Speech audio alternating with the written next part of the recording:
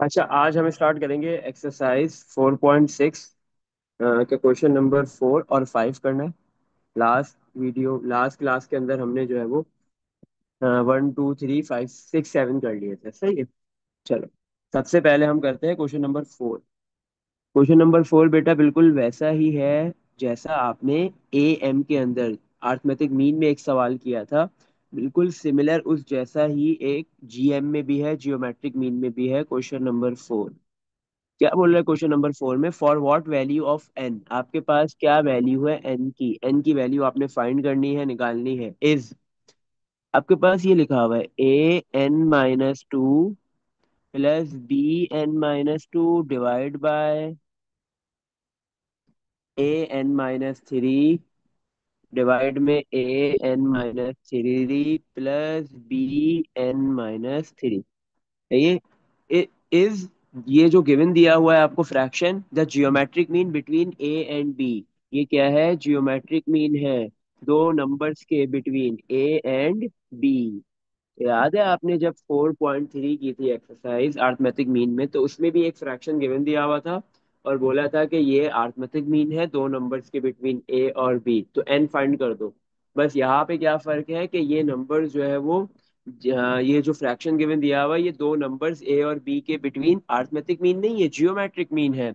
और आपको एन ही फाइंड करना है। ये जो जियोमेट्रिक मीन में जो फ्रैक्शन गिवन दिया हुआ है, उस फ्रैक्शन की जो पावर में एन आ रहा है, आपने इसकी वैल्यू फाइंड करनी है। सही है। तो ये जो आपको फ्रैक्शन गिवन दिया हुआ है, दिस इज द जी। ये जी की वैल्यू है, ये जियोमेट्रिक मीन है। a n-2 plus b n-2 over a n-3 plus b n-3। सही है। ये आपके पास जियोमेट्रिक मीन गिवन दिया हुआ है। एक वैल्यू गिवन है ना, आपके पास दो नंबर थे ए और बी, उनके दरमियान में एक जियोमेट्रिक मीन आपको गिवन दे दिया, तो सिंपल आप यहाँ पे जियोमेट्रिक मीन का फॉर्मूला पुट कर दोगे। सही है। जी, कैपिटल जी का क्या फॉर्मूला होता है? कैपिटल जी जियोमेट्रिक मीन का फॉर्मूला होता है स्क्वायर रूट ए बी। सही है। क्या प्लस माइनस में से कौन सा लेंगे? प्लस वाला लेंगे, माइनस वाला लेने की नीड नहीं है। सही है। प्लस वाला आप ले लो। जी की वैल्यू क्या है? जी किसके बराबर है? जियोमेट्रिक मीन का क्या फॉर्मूला है? Root a b. तो इस जी की जगह पे मैं क्या लिख दूंगा? Square root a b. सही है।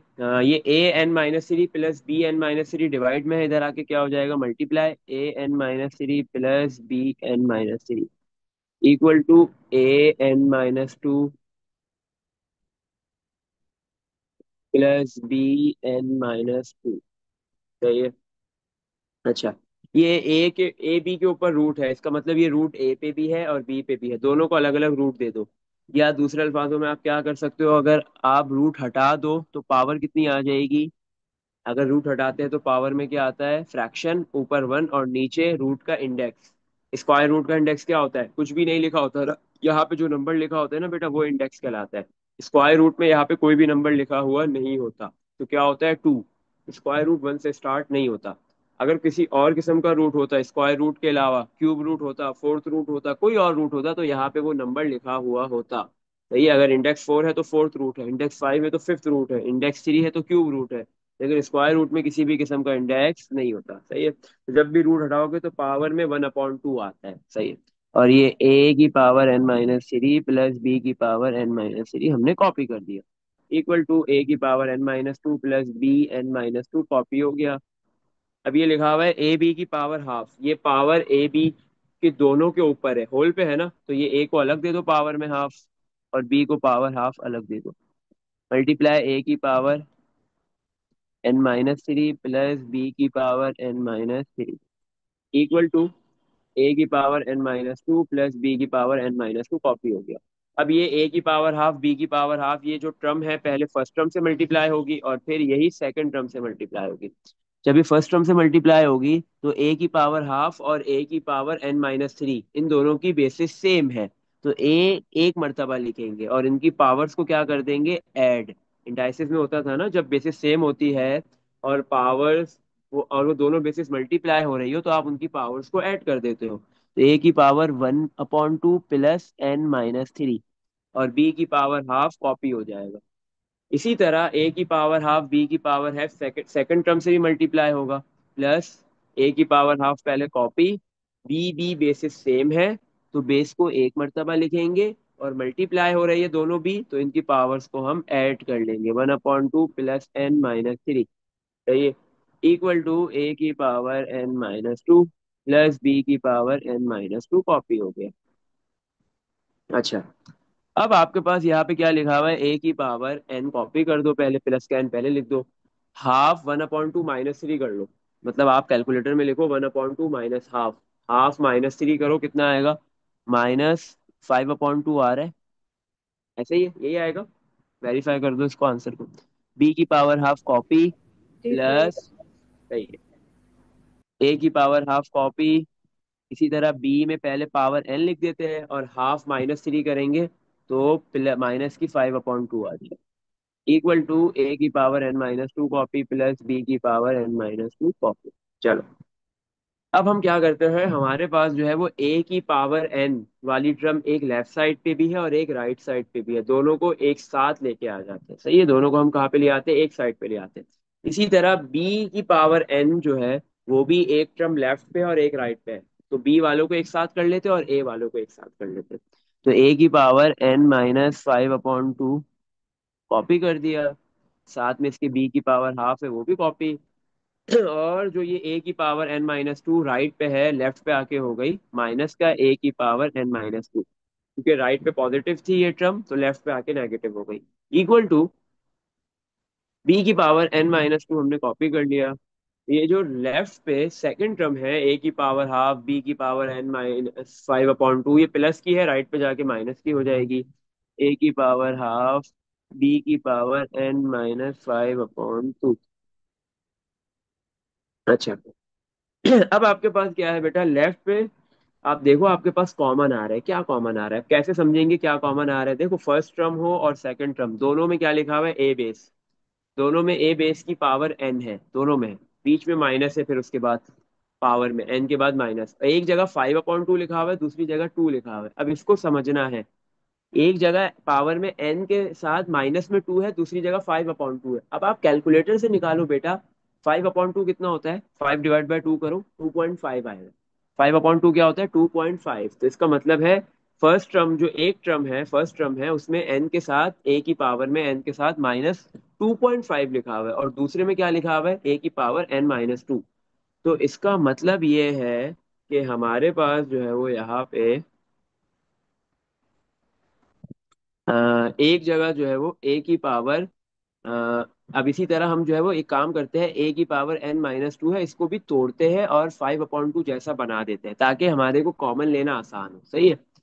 तो फर्स्ट टर्म में हमने लिख दिया ए की पावर एन माइनस 5/2 कॉपी कर दिया, बी 1/2 भी कॉपी कर दिया, माइनस ए की पावर, ये एन माइनस टू लिखा हुआ है, एन माइनस टू, अब ये माइनस का टू है ना, तो माइनस के टू को मुझे बनाना है -5/2 में, तो अब कैसे कन्वर्ट करूं, अब ऑब्वियस सी बात है कि -2 वाले नंबर को मैं दो नंबर्स में तोड़ूंगा, ऐसे ही है।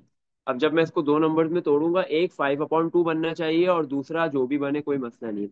अब एक बन रहा है माइनस का 5/2 और दूसरा मैं लिखूंगा यहाँ पे प्लस का 1/2, सही है, एक में -5/2 लिखूंगा और दूसरा क्या आएगा मेरे पास यहाँ पे, प्लस का 1/2, सही है। अब आप कैलकुलेटर में -5/2 प्लस 1/2 लिखो, आंसर -2 ही आएगा, सही है।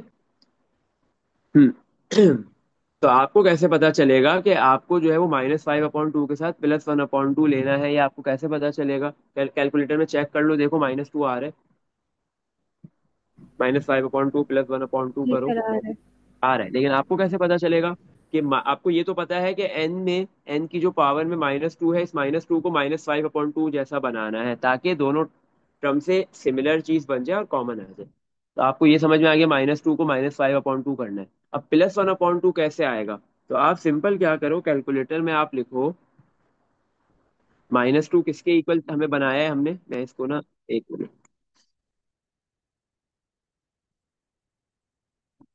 ये है ए की पावर एन माइनस टू, और ये नीचे क्या है, बी की इक्वल टू बी की पावर एन माइनस टू।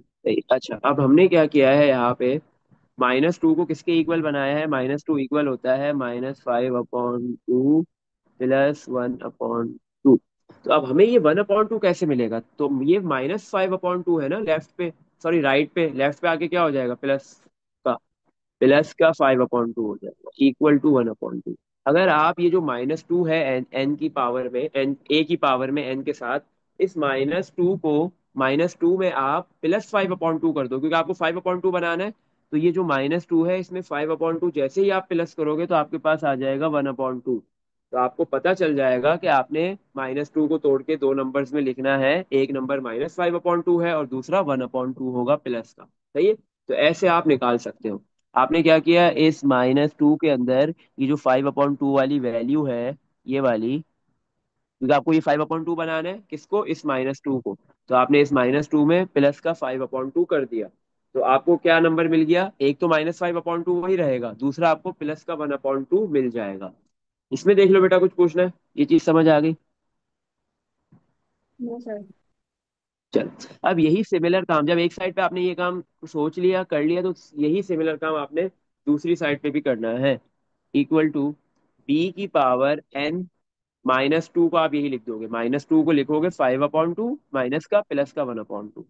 ये आपने लेफ्ट साइड पे ए की पावर n-2 में ऐसा किया है, तो राइट साइड पे आप b की पावर n-2 के साथ ये करोगे, सही है, मतलब -2 के साथ। और जो सेकंड टर्म लिखी हुई है -a की पावर 1/2 b की power n-5/2 as it is copy हो जाएगी।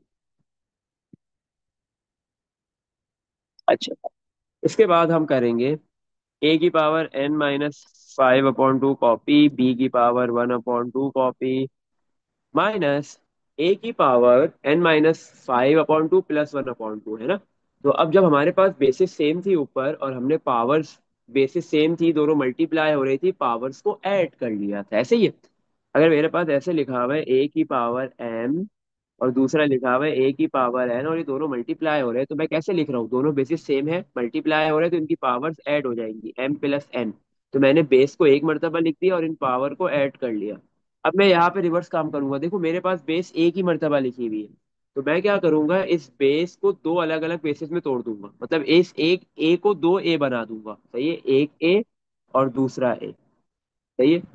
रिवर्स काम करूंगा, उल्टा काम करूंगा, मेरे पास पहले जो है वो लेफ्ट बनी गिवन होती थी तो मैं राइट बना देता था, अब राइट है तो मैं लेफ्ट बना दूंगा, सही है। तो यहाँ पे लिखा हुआ है ए की पावर मैं n-5/2 अलग कर लूंगा और ए की पावर 1/2 अलग कर लूंगा। यही तो मेरा मकसद था कि ए की पावर n-5/2 अलग हो जाए ए की पावर n-2 में से, और फिर जो ए की पावर 1/2 था वो अलग हो गया, सही है। तो जब आपके पास बेसिस सेम होती है और मल्टीप्लाई हो रही होती है सेम बेसिस, पावर को आप ऐड कर लेते हो। तो यहाँ पे अभी ए की बेस थी, आपने उस एक बेस को दोनों दो बेसिस में कन्वर्ट कर दिया और दोनों सेम है, और उनकी जो पावर्स ऐड हो रही थी आपने उसको अलग अलग कर दिया, सही है। इसी तरह राइट पे भी यही काम कर लेंगे। इसमें देख लो बेटा, कुछ पूछना है इस स्टेप में? अच्छा, नो सर।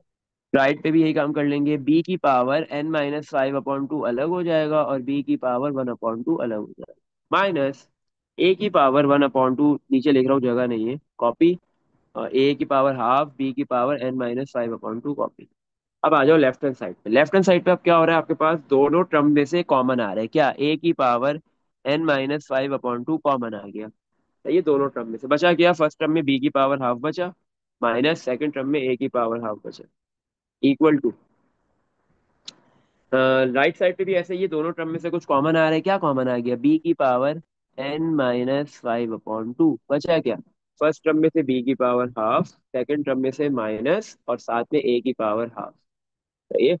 अच्छा, अब आपके पास क्या है, ये जो बी की पावर हाफ माइनस ए की पावर हाफ, ये वाला ब्रैकेट लेफ्ट पे भी है और राइट पे भी है, इन दोनों ब्रैकेट को एक साइड पे कर दो, राइट पे ले आओ, बी की पावर हाफ माइनस ए की पावर हाफ, जो लेफ्ट पे ये ब्रैकेट है मल्टीप्लाई हो रहा है, राइट पे आके डिवाइड हो जाएगा, बी की पावर हाफ माइनस ए की पावर हाफ, सही है। और ये ए की पावर n-5/2 कॉपी कर दिया लेफ्ट पे, ये बी की पावर n-5/2 राइट पे इस ब्रैकेट के साथ मल्टीप्लाई हो रही है, तो लेफ्ट पे आके क्या हो जाएगी, डिवाइड, बी की पावर n-5/2, सही है। अच्छा, अब राइट साइड पे क्या है, जो ब्रैकेट ऊपर लिखा हुआ है बिल्कुल सिमिलर ब्रैकेट नीचे भी है, तो ये पूरे ब्रैकेट से ब्रैकेट कैंसिल, राइट पे कुछ भी नहीं बचा, राइट साइड पे तो क्या बचा, 1 बच गया, सही है। और लेफ्ट साइड पे अगर मैं देखूं तो लेफ्ट साइड पे मेरे पास इस बार बेसिस डिफरेंट है, ऊपर ए बेस है नीचे बी बेस है, दोनों बेसिस डिवाइड हो रही है लेकिन उनकी पावर सेम है। जब भी ऐसा हो दो बेसिस डिवाइड हो रही हो या मल्टीप्लाई हो रही हो, डिफरेंट बेसिस, जब भी दो डिफरेंट बेसिस मल्टीप्लाई हो या डिवाइड हो लेकिन उनकी पावर सेम होती है, तो हम क्या करते हैं, उन दोनों बेस को एक साथ लिख लेते हैं। मतलब डिवाइड में है तो डिवाइड में लिखेंगे ए अपॉन बी, मल्टीप्लाई में होगा तो मल्टीप्लाई में लिख लेंगे, और होल पावर दे देते हैं। ए अपॉन बी की होल पावर आ गई एन माइनस 5/2। अच्छा, इसके बाद हम अब क्या करेंगे, हमारे को क्या फाइंड करना है, हमें निकालना क्या है, एन की वैल्यू। एन कहाँ पे आ रहा है, एन जो अननोन है हमारे लिए वो पावर में है। जब भी कोई भी अननोन पावर में होता है तो अब हम दोनों साइड की बेस को सेम बनाते हैं, सही है। जब भी आपको अननोन वेरिएबल अल्फाबेट की वैल्यू फाइंड करनी हो और वो पावर में हो तो आप दोनों साइड पे क्या करते हो, बेस को सेम बनाते हो। अब जो बेस लेफ्ट पे है ना, ए अपॉन बी, लेफ्ट पूरा कॉपी कर दिया, ए अपॉन बी n-5/2। जो बेस आपके पास लेफ्ट पे है वही बेस राइट पे भी होनी चाहिए। लेफ्ट पे बेस है ए अपॉन बी, तो राइट पे भी बेस हमने बनानी है ए अपॉन बी। तो राइट पे तो वन लिखा हुआ है, अब इस वन की जगह पे हम लिख रहे हैं ए अपॉन बी। अच्छा, अब कैसे लिख सकते हैं, ऐसा पॉसिबल है? तो याद रखो बेटा, अगर आपके पास कोई भी बेस है उसकी पावर जीरो हो तो किसके बराबर होता है, वन। ए की पावर जीरो वन, बी की पावर जीरो हो तो भी वन, टू की पावर जीरो हो तो भी वन, फोर की पावर जीरो हो तो भी वन, एक्स की पावर जीरो हो तो भी वन। कोई भी बेस हो, बेस सिंपल एक नंबर हो, फ्रैक्शन हो, अगर उसकी पावर जीरो हो किसके बराबर होता है, वन के। तो यहाँ पे लिखा हुआ है A divide by B, A divide by B बनानी है ना बेस, तो मैं लिख दूंगा ए डिवाइड बाय बी की पावर जीरो हो तो वो भी किसके बराबर होता है, वन के। तो इस बार मैंने वन की जगह क्या लिख दिया है, ए अपॉन बी की पावर जीरो। अब क्या हुआ, दोनों साइड पे बेसिस सेम बन गई, क्योंकि पावर हमें जो अननोन फाइंड करना था वो पावर में था, इसलिए हमने दोनों साइड पे बेसिस को सेम बना दिया। जब भी दोनों साइड पे बेसिस सेम बन जाएगी तो हम बोलेंगे कंपेयर पावर्स। अब क्या कर लेंगे यहाँ पे, कंपेयर पावर्स। जब भी दोनों साइड पे बेसिस सेम हो जाती है तो बेस से बेस कैंसिल हो जाती है और पावर्स कंपेयर हो जाती है, पावर्स आपस में इक्वल हो जाती है। n-5/2 किसके इक्वल हो जाएगा, राइट साइड पे जो पावर है जीरो के। तो यहाँ से मुझे n की वैल्यू मिल जाएगी। माइनस का 5/2 है लेफ्ट पे, राइट पे आके क्या हो जाएगा, प्लस का 5/2। n की वैल्यू क्या मिल गई, 5/2। इसमें देख लो बेटा, कुछ पूछना है? सही है। अब एन की वैल्यू बेटा है 5/2, अगर आप करोगे डिवाइड करोगे तो डेसिमल में आएगा, सही है। एक चीज याद रखो, जैसे मैंने आपको उस वक्त बताया था जब हम इस टाइप का क्वेश्चन एएम में कर रहे थे, मैंने आपको बताया था कि ये एन जो है वो नंबर ऑफ टर्म्स नहीं है, क्योंकि हमने जितनी भी एक्सरसाइज अभी तक पढ़ ली है 4.6 तक, जहां भी एन आ रहा होता है चाहे एपी में हो या जीपी में हो, हम बोलते हैं एन नंबर ऑफ टर्म्स है। लेकिन ये इस सवाल में और वो वाले सवाल में जो हमने पहले किया है, इन दोनों क्वेश्चंस के अंदर बेटा आपके पास ये एन जो है वो नंबर ऑफ टर्म नहीं है। ये सिंपल आपके पास एक अननोन था, एक अल्फाबेट था, ये नंबर ऑफ टर्म्स डिनोट नहीं है। क्यों? क्योंकि वहां पे हमारे पास नेगेटिव वैल्यू आई है, यहाँ पे डेसिमल में आ रही है। नंबर ऑफ टर्म ना नेगेटिव आ सकती है, ना डेसिमल में आ सकती है, ना जीरो आ सकती है। एन की वैल्यू नंबर ऑफ टर्म या तो 5 होगी या 7 होगी या 6 होगी या 2 होगी या 3 होगी। 2.5 नहीं हो सकती, 3.5 टर्म्स नहीं हो सकती किसी भी सीक्वेंस में। तो ख्याल रखना कि ये आपकी वैल्यू सही है, इसको गलत कंसिडर मत करना, क्योंकि यहाँ पे ये जो एन है ये नंबर ऑफ टर्म्स बिल्कुल भी नहीं है। चलो, अब हम मूव करते हैं नेक्स्ट क्वेश्चन की तरफ। इस एक्सरसाइज का हमारा एक क्वेश्चन रह गया है, क्वेश्चन नंबर 4, वो करते हैं। अच्छा, क्वेश्चन नंबर 4 तो अभी कर लिया हमने। क्वेश्चन नंबर 5 लास्ट क्वेश्चन है इस एक्सरसाइज का, वो करते हैं। क्वेश्चन 5 में क्या बोल रहा है, शो दैट, आपने शो करना है, प्रूव करना है। टू शो दैट, क्या शो करना है, अभी थोड़ा सा ना लंबा सवाल है ये भी। टू शो दैट, क्या प्रूफ करना है हमने, शो दैट का वर्ड लिखा हुआ, प्रूफ का वर्ड लिखा हुआ, वेरीफाई का लिखा हुआ, इसका मतलब है आपने प्रूफ करके बताना है कि लेफ्ट साइड और राइट साइड आपस में इक्वल है। बोले show that the nth root, कौन सा रूट, nth रूट, रूट बना देते हैं चलो। सबसे पहले तो रूट बना दिया, और उसकी इंडेक्स हो जाएगा n, क्योंकि nth रूट बोल रहा है। स्क्वायर रूट इंडेक्स क्या होता है 2, cube root index 3, fifth root index 5, seventh root index 7। तो nth रूट में इंडेक्स क्या हो जाएगा, n, सही है। ऑफ द प्रोडक्ट ऑफ, क्या है, nth रूट है, सही है। अब रूट के अंदर कुछ ना कुछ होगा ना, वो आगे लिख रहा है nth root of the product, product मतलब मल्टीप्लाई, तो इसका मतलब अंदर जो नंबर आ रहे हैं वो एक से ज्यादा है, दो तीन चार कितने भी हो सकते हैं, और वो मल्टीप्लाई होंगे सारे के सारे। Product of n, product of n geometric means, कितने जियोमेट्रिक मीन्स है, एन जियोमेट्रिक मीन्स है। एन मतलब फाइनाइट जियोमेट्रिक मीन्स है, लेकिन हमें बताया नहीं गया 3 जियोमेट्रिक मीन्स है, 4 है, 5 है, 10 है, 15 है, 20 है, ये हमें बताया नहीं गया। तो हमारे पास क्या है, अंदर रूट के अंदर जियोमेट्रिक मीन्स आ रहे हैं, G1 पहला, फिर दूसरा G2, फिर तीसरा G3, कितने आ रहे हैं ऐसे, ऐसे कितने ज्योमेट्रिक मीन आ रहे हैं चलते चलते चलते, N geometric mean, G N तक, और इन सब का क्या होगा अंदर, प्रोडक्ट, मल्टीप्लाई, ये सारे ज्योमेट्रिक मीन आपस में क्या होंगे, अंदर मल्टीप्लाई होंगे रूट के अंदर, सही है। तो बोल रहे शो करो कि आपके पास जो है वो एन ज्योमेट्रिक मीन्स का जो nth रूट है। अब ये एन जियोमेट्रिक मीन्स कौन से दो नंबर्स के दरमियान में आएंगे, आपके पास जितने भी जियोमेट्रिक मीन्स आते हैं, एक हो, दो हो, तीन हो, 10 हो या एन हो, वो दो नंबर्स के बिटवीन आते हो, तो दो नंबर्स दो, इसे दे दिया आगे। बोला n geometric means between x and y, दो नंबर्स कौन कौन से दे दिए, एक्स और वाई। तो एन जियोमेट्रिक मीन्स एक्स और वाई के बिटवीन में आ रहे हैं, और उसका प्रोडक्ट का nth रूट जो है वो किसके इक्वल है, आगे लिख रहा है इज, इसका मतलब equal to the geometric mean between x and y. ये किसके इक्वल आएगा, लेफ्ट साइड किसके इक्वल लानी है हमने, किसके प्रूफ करनी है, the geometric mean between x and y, x और वाई के बिटवीन जियोमेट्रिक मीन के। अच्छा, इससे पहले हमारे पास दो नंबर ए बी होते थे, तो ए बी के जियोमेट्रिक मीन का क्या फॉर्मूला था, स्क्वायर रूट ए बी। तो अगर मेरे पास दो नंबर्स एक्स वाई हो जाएंगे तो उसके ज्योमेट्रिक मीन का क्या फॉर्मूला हो जाएगा, स्क्वायर रूट एक्स वाई, सही है, स्क्वायर रूट एक्स वाई, ऐसे ही हो जाएगा ना। उन दोनों नंबर्स का प्रोडक्ट, ज्योमेट्रिक मीन में क्या होता है, जो दो नंबर्स है स्टार्टिंग और एंडिंग वाले, उन दोनों का प्रोडक्ट करो और उसका रूट निकाल लो। तो यहाँ पे ये बोल रहे हैं प्रूफ करके बताओ, वेरीफाई करो, शो करो कि आपके पास जो है वो एन जियोमेट्रिक मीन्स है एक्स और वाई के बिटवीन, उनका प्रोडक्ट और उसका फिर nth रूट किसके बराबर आएगा, उन्हीं दोनों नंबर्स के जियोमेट्रिक मीन के, सही है ना, उन्हीं दोनों नंबर्स के जियोमेट्रिक मीन के, मतलब रूट एक्स वाई के इक्वल आएगा, ये प्रूफ करके बताना है, सही है। अच्छा, तो हमने लिख दिया, हमारे पास स्टार्टिंग फर्स्ट नंबर है, फर्स्ट टर्म है एक्स, और फिर G1, G2, G3, जी चलते चलते चलते GN, और फिर लास्ट टर्म कौन सी है, वाई। ये हमारे पास एक सीक्वेंस बन गई, किसमें है, RN GP, ये GP में होगी। क्वेश्चन समझ में आ गया कि प्रूफ क्या करना है, डायरेक्ट लिख के नहीं दी हुई ये क्वेश्चन प्रूफ करो, नहीं, उसको वर्डिंग्स में लिखा हुआ है। इसमें देख लो बेटा, कुछ पूछना है, चलो। अब इसके बाद बेटा हम क्या करेंगे, क्योंकि हमने जो प्रूफ करना है वो प्रूफ करने के लिए हम लेफ्ट साइड लेंगे और राइट बना देंगे, ठीक है। लेफ्ट साइड लेने के लिए हमें G1, G2, G3 और GN तक की वैल्यूज निकालनी है, वो निकालते हैं। चलो, उसके निकालने के लिए हमें ज्योमेट्रिक मीन्स निकालने हैं, कितने, एक से ज्यादा। एन ज्योमेट्रिक मीन्स निकालने हैं, कोई मसला नहीं, इससे पहले भी हमने एक से ज्यादा ज्योमेट्रिक मीन्स निकाले हैं दो नंबर्स के बिटवीन में, इस बार भी वही करना है। बट इस बार हमें जो है वो ये नहीं पता कि कितने ज्योमेट्रिक मीन्स है, सही है, एन ज्योमेट्रिक मीन्स निकालने हैं। तो फिर हम क्या करेंगे, शुरू के तीन ज्योमेट्रिक मीन्स निकाल लेंगे या दो, आपकी मर्जी है, शुरू के तीन या दो निकाल लो, और फिर एन वाला निकाल लेना, सही है। अब वो एन वाला कैसे निकालते हैं वो देखेंगे।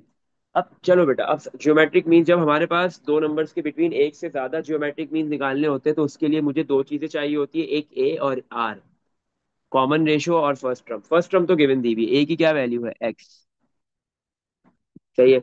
नंबर ऑफ टर्म्स कितनी होंगी इस, अब हमें वहां पे क्या होता था, मैंने आपको सब बताया था कि जितने जियोमेट्रिक मीन्स होते हैं उससे दो ज्यादा टर्म्स होती है, एक फर्स्ट, एक स्टार्टिंग टर्म और एक एंडिंग टर्म, एक मतलब फर्स्ट नंबर और एक लास्ट नंबर, एक फर्स्ट टर्म और एक लास्ट टर्म। तो G1 से लेके GN तक एन जियोमेट्रिक मीन्स है, इससे पहले एक टर्म आ रही है G1 से और GN के बाद एक आ रही है, तो टोटल नंबर ऑफ टर्म्स कितनी हो गई, एन से दो ज्यादा, जितने ज्योमेट्रिक मीन्स है उससे ज्यादा, कितने ज्योमेट्रिक मीन्स है, तो एन।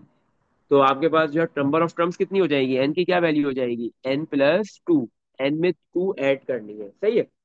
अच्छा, और हमारे पास लास्ट टर्म क्या है, लास्ट टर्म कौन सी है, an+2, ऐसे ही ना, लास्ट टर्म कौन सी होगी, an+2, क्योंकि लास्ट टर्म इस बार nth टर्म नहीं है बल्कि an+2 है, सही है, क्योंकि नंबर ऑफ टर्म्स n नहीं है इस सीक्वेंस के अंदर, n+2 है, तो लास्ट टर्म an+2 हमारे पास है y, क्या है, y।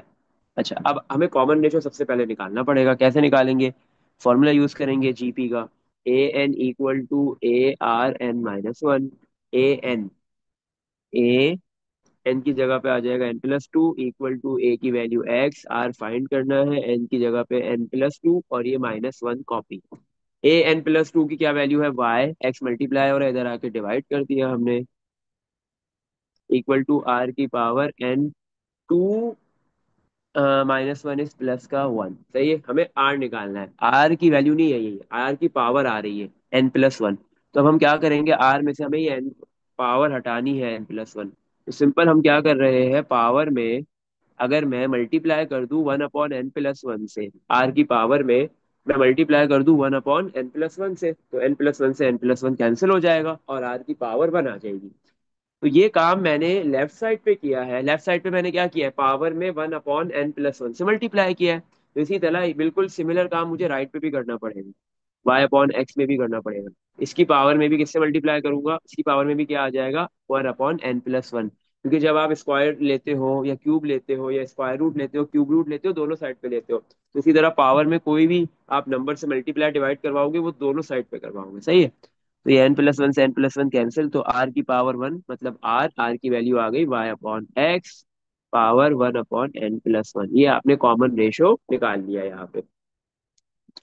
अच्छा बेटा, कॉमन रेशो आ गया आपके पास, आर आ गया है, ए फर्स्ट टर्म है। अब हम जो है ज्योमेट्रिक मीन्स निकालते हैं। कितने निकालने हैं, हम शुरू के 2 या 3 निकाल लेते हैं और फिर जीएन निकाल लेंगे, सही है। सबसे पहले हमने निकालना है G1 फर्स्ट ज्योमेट्रिक मीन, फिर G2, फिर G3। फर्स्ट ज्योमेट्रिक मीन हमारे पास कौन सी टर्म है सीक्वेंस में, देखो फर्स्ट टर्म एक्स है। G1 जो पहला ज्योमेट्रिक मीन है वो सेकंड टर्म है, सही है, ये A2 है। इसी तरह G2 कौन सी टर्म हो जाएगी, थर्ड, G3 फोर्थ टर्म हो जाएगी, ऐसे ही है। चलो, तो हमारे पास जो फर्स्ट टर्म ए होती है जीपी में, second term A R, third term A R square, fourth term A R cube. तो आपके पास जो है वो बेटा जीपी हो या एपी, एक जीपी के अंदर जो है वो आपके पास जो टर्म होती है आर की पावर उससे एक कम होती है। सेकंड टर्म में देखो आर की पावर 1 आ रही है, थर्ड टर्म में आर की पावर 2, फोर्थ टर्म में आर की पावर 3। तो आपके पास जो है वो फर्स्ट टर्म में तो क्या कहते हैं, आर की पावर आती नहीं है ना, आर आता ही नहीं है, सही, आर की पावर 0 होती है, आर होता ही नहीं है। लेकिन देखो अगर जियोमेट्रिक मीन G1 है, पहला जियोमेट्रिक मीन है, तो आर की पावर भी 1 है। सेकंड जियोमेट्रिक मीन है तो आर की पावर भी 2 है। थर्ड जियोमेट्रिक मीन है तो आर की पावर भी 3 है। तो जियोमेट्रिक मीन अगर आप अगर मीन के रिस्पेक्ट से देखोगे, जी जियोमेट्रिक मीन के रिस्पेक्ट से देखोगे, तो जो जियोमेट्रिक मीन निकाल रहे हो आर की पावर भी उतनी ही है, सही है। चलो, अब ए की वैल्यू हमारे पास क्या निकाली हमने, एक्स, ए की वैल्यू है एक्स और आर की वैल्यू है y/x और पावर 1/n+1, सही है। चलो, इसी तरह अब इसको इधर सिंप्लीफाई नहीं कर सकते, यहीं पे रोक देंगे। ए की वैल्यू क्या है, एक्स, और आर की वैल्यू है y/x, और पावर में है y, आर की पावर में है 1/n+1। लेकिन आर के ऊपर क्या है, स्क्वायर। तो ये पावर जो स्क्वायर है ये न्यूमिनेटर में आएगी ना, ये 1 के साथ मल्टीप्लाई होगी, तो 2 1 2 लिख दो बाहर, सही है। इक्वल टू ए, ए की वैल्यू एक्स, आर की वैल्यू y/x, और उसकी पावर है 1/n+1। तो और क्यूब है तो 3 1 3, 3 1 से मल्टीप्लाई हो जाएगा, ऊपर 3 आ गया, सही है। अच्छा, आपने 3 ज्योमेट्रिक मीन निकाल लिए, इससे ज्यादा निकालने की जरूरत नहीं है। अब हम निकाल लेंगे कौन सा, n geometric mean. N geometric mean हमारे पास कौन सी टर्म होगी, थर्ड जियोमेट्रिक मीन 4 टर्म है।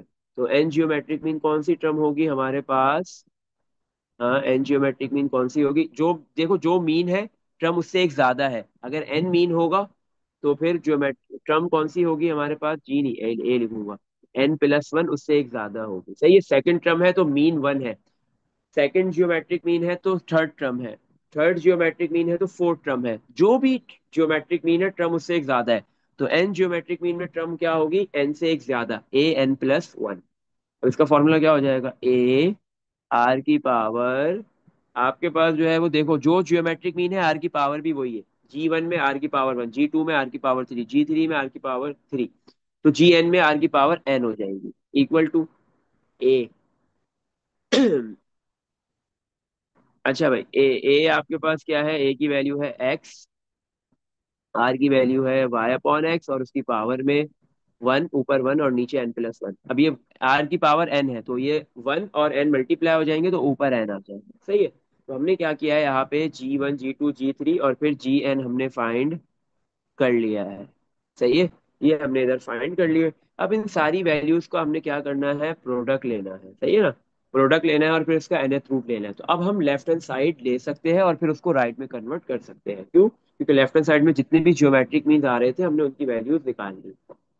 तो अब मैं लिखूंगा, मैं लेयर कौन सी साइड रहा हूँ यहाँ पे, left hand side, LHS। LHS में क्या लिखा हुआ है, nth रूट G1, की क्या वैल्यू है वो पुट कर देते हैं, nth रूट G1 लिखा हुआ है, G1 की वैल्यू आ गई x, y/x और पावर में है 1/n+1। चलो, इसी तरह मल्टीप्लाई बाय G2 की वैल्यू x, y/x, और पावर में है 2/n+1। फिर multiply third value x, G3 की y/x, पावर में है 3/n+1। फिर डॉट डॉट डॉट डॉट चलते चलते Gn की वैल्यू क्या आ जाएगी, x, y/x, और पावर में है n/n+1। सही है। अच्छा, अभी सारे मल्टीप्लाई हो रहे हैं ना, ऐसे ही है। अब देखो यहाँ पे क्या हो रहा है, रूट एन, nth रूट,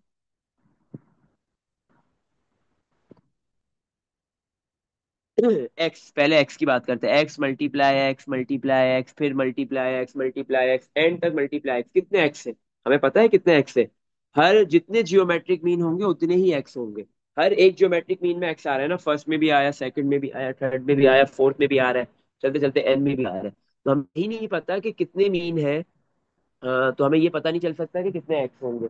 हमें ये पता है कि एन मीन है, तो फिर एक्स भी कितने होंगे, एन। सही है। तो हमारे पास क्या हो जाएगा, जब ये सारे एक्स मल्टीप्लाई होंगे तो एक्स की पावर एन आ जाएगा। क्या आ जाएगा, एक्स की पावर एन। सही है। क्योंकि 1+1 आपके पास क्या है, बेसिस सेम होती है ना, तो पावर्स आप ऐड कर ले तो सारी basis x x x same है। तो 1+1+1+1+1 कहाँ तक जाएगी, एन तक। तो ये सारे जब ऐड होंगे कितने हैं, अगर एन की वैल्यू 20 है तो वन भी कितने होंगे, एक्स भी कितने होंगे, 20। इसका मतलब एक्स की पावर 20 आ जाएगा। अगर एन की वैल्यू 25 है, नंबर ऑफ आपके पास ज्योमेट्रिक मीन 25 है, तो फिर एन की एक्स भी कितने होंगे, 25। एन की वैल्यू 25 तो एक्स भी कितने होंगे, 25, तो एक्स की पावर 25 हो जाएगा। तो इस वजह से यहाँ पे एक्स की पावर एन हो गया। चलो, अब इसी तरह ये जो y/x है, इसमें भी क्या है, y/x, सबकी बेसिस सेम है ना, तो इनकी पावर्स भी ऐड हो जाएंगी। y/x, सही है। y/x फर्स्ट पावर है 1/n+1, बेसिस सेम है ना, सारी सारी ऐड हो जाएंगी। फिर सेकंड पावर है 2/n+1, थर्ड पावर है 3/n+1, चलते चलते चलते चलते चलते प्लस, चलते चलते चलते चलते प्लस, लास्ट पावर क्या है, n/n+1। सही है। चलो, अब हम क्या करते हैं यहाँ पे, square root, sorry square root नहीं, nth रूट, x की पावर n, y/x, और इसकी पावर में बेटा आपके पास कुछ कॉमन आ रहा है, ऊपर तो कुछ भी कॉमन नहीं है लेकिन नीचे कॉमन आ रहा है। नीचे क्या कॉमन आ रहा है, ऊपर कुछ कॉमन नहीं आ रहा 1, लेकिन नीचे सबके डिनोमिनेटर में सेम लिखा हुआ है, n+1 कॉमन आ गया। बचा क्या, वो ब्रैकेट में लिख लो, 1+2+3+4, चलते चलते चलते प्लस n। ये, तो अब अगर आप इधर नोट करो, थोड़ा सा गौर करो, तो आपको क्या समझ में आ रहा है कि यहाँ पे जो ये y/x की पावर 1/n+1 है वो तो सही है, उसके साथ ये जो मल्टीप्लाई हो रहा है 1+1 2+2+3+4+n तक, तो ये आपके पास एक सीरीज बन गई है। क्या बन गई है, हर दो टर्म्स के बिटवीन प्लस का साइन आ रहा है, तो ये एक सीरीज बन गई है। क्या है सीरीज, 1+2+3 प्लस, फिर आगे 4 होगा, चलते चलते चलते प्लस n में जाएगा। अब ये सीरीज है किसमें, ये हमने चेक करना है, क्योंकि अभी तक हमने जो है वो सीरीज पढ़ी है एपी की, जीपी की नहीं पढ़ी, जो अभी हमने नेक्स्ट एक्सरसाइज में पढ़नी है। तो ये जीपी की कैसे बन सकती है फिर, क्योंकि अभी हमने पढ़ा नहीं है। तो लेकिन आप चेक करो, ये जीपी की बन भी नहीं रही, ये एपी बनेगी कैसे। आप जो सेकंड टर्म को माइनस करो, कॉमन डिफरेंस निकालो, सेकंड टर्म को माइनस करो फर्स्ट से 2-1, या थर्ड टर्म को माइनस करो सेकंड से 3-2, दोनों से आंसर क्या आ रहा है, 2-1 भी वन आता है, 3-2 भी क्या आता है, वन आता है। दोनों से आंसर आपके पास सेम ही आ रहा है। सही है। तो कॉमन डिफरेंस सेम आ रहा है, इसका मतलब ये जो सीरीज बन रही है जीपी के अंदर नहीं है, ये एपी के अंदर बन रही है, जो हम 4.4 के अंदर पढ़ चुके हैं। ए क्या है, फर्स्ट टर्म कितनी है, 1। सही है, एन की जगह पे एन ही रहेगा, नंबर ऑफ टर्म्स क्योंकि बताई नहीं है ना, एन की जगह पे तो एन है तो एन ही रहेगा। सही है। इसके अलावा और क्या है हमारे पास, बस यही चीज होती है। चलो अब सम निकाल लेते हैं, इसका सम निकालने का क्या फॉर्मूला होता है, SN=, दो फॉर्मूलाज थे, एक कॉमन डिफरेंस वाला और एक लास्ट टर्म वाला। हमारे पास कॉमन डिफरेंस है, लास्ट टर्म नहीं है, तो हम कॉमन डिफरेंस वाला लगाएंगे। n/2, 2a + n-1 × t। चलो, तो SN=, n की वैल्यू n/2 मल्टीप्लाई 2, ए की जगह पे 1 + n-1, और डी की जगह पे क्या आ जाएगा, 1 आ जाएगा। तो SN=n/2, 2 × 1 = 2 प्लस n × 1, n -1 × 1 -1। सही है, तो ऊपर आपके पास S N equal to N, और ब्रैकेट में एन, 2 - 1 + 1, और डिवाइड में क्या आ गया, 2 आ गया। चलो भाई, इसमें देख लो कुछ पूछना है बेटा यहाँ तक। एस एन आ गया, अब नो हमने निकाल लिया सब। अब हम क्या करेंगे, इस वैल्यू को सब्स्टिट्यूट कर देंगे, पुट कर देंगे। हमने सबसे पहले लिखा x⁴n, और फिर लिखा हुआ है y/x, और पावर है 1/n, मल्टीप्लाई ब्रैकेट, उस ब्रैकेट की जगह पे हम क्या लिख देंगे, जो उसका सम आ गया है, n, n+1, और डिवाइड बाय 2। ये तो दूसरी पावर है ना, तो दोनों पावर्स आपस में मल्टीप्लाई होंगी। और इसके ऊपर nth रूट है। अब मैं इस रूट को हटा देता हूँ, जब मैं रूट को हटाता हूँ तो पावर में पावर बन जाती है, पावर में ऊपर, पावर में फ्रैक्शन बनता है, ऊपर ऑलवेज 1 आता है, और नीचे उसका इंडेक्स आता है। इंडेक्स क्या है, nth रूट का इंडेक्स क्या है, n। तो डिवाइड में क्या आ जाएगा, n आ जाएगा। सही है। चलो, तो ये क्या हुआ, y/x की पावर में n+1 ऊपर भी, n+1 नीचे भी है, दोनों आपस में क्या हो गए, कैंसिल हो गए। सही है। चलो, अब हमारे पास यहाँ पे क्या है, x की पावर n, y/x की पावर n ऊपर बची और नीचे 2 बचा है, और होल पावर कितनी है, 1/n। अच्छा, अब यहाँ पे एक चीज आप गौर करो कि आपके पास ये जो पावर है 1/n, ये दोनों बेस को मिलेगी, x की पावर n को भी मिलेगी, और x की पावर, सॉरी, y/x की जो y जो बेस है उसको भी पावर मिलेगी। क्यों, क्योंकि ये दोनों बेसिस मल्टीप्लाई हो रही है और होल पावर है। अब हम दोनों को अलग अलग पावर दे देंगे। x की पावर n, जब इसको दूसरी पावर मिलेगी, ऑलरेडी एक पावर हो एक बेस पे, दूसरी पावर आ जाए तो दोनों पावर्स मल्टीप्लाई होती है। इसी तरह y/x, ये y/x, n/2, multiply, second power मिल रही है 1/n, तो ये n से n कैंसिल, ये भी n से n कैंसिल हो गया। तो ये क्या बच गया हमारे पास, x की पावर 1, क्या बच रहा है, x की पावर 1 मतलब x, और y/x, और y/x की पावर क्या है, ऊपर 1 और नीचे 2, ऐसे ही है। चलो, तो ये x, अब ये जो y/x की पावर 1/2 है, ये y के ऊपर भी है, y को अलग दे दी पावर 1/2, और डिवाइड में x की पावर 1/2, x को अलग दे दी। अच्छा, ऊपर x की पावर 1 है और नीचे x की पावर 1/2 है, इसका मतलब ऊपर एक पूरा x है और नीचे आधा x है, ऐसे ही है ना। तो x की पावर 1/2 नीचे है, तो नीचे आधा x है और ऊपर पूरा है, तो आधे से आधा x क्या हो गया, कैंसिल। ऊपर क्या बचेगा, x की पावर 1/2, x की पावर हाफ बचेगी, सही है, आधा x बच जाएगा ऊपर, और y की पावर भी 1/2 है।